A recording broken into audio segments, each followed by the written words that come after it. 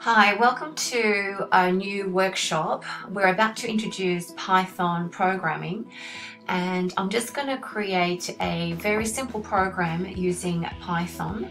So bear with me while I type up the program that we're about to create.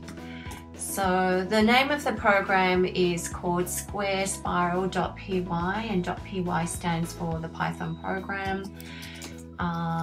We're going to draw a square spiral, so I'll just write that down. And I'm about to create my very first line of code using Python, and we're going to actually look at turtle graphics.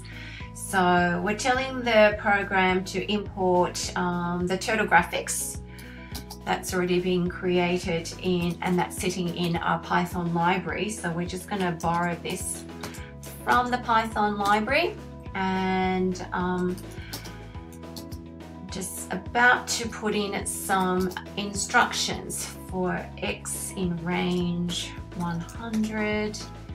And the best part about this is,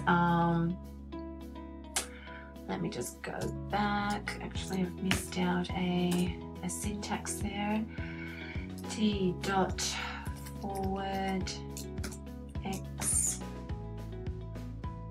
enter and t dot left 90 degrees. Now I'm going to actually click to say that I want to run this module. So let's just go back and click run, and I'll show you what happens when I click run. It's going to ask me to save the source, so I will just quickly give it a name, square spiral.py, and as I click save, another Python shell or a screen will pop up,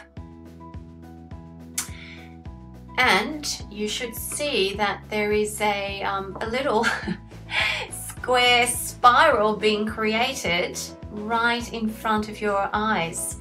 So it's actually running and executing the turtle graphics program that we've simply instructed.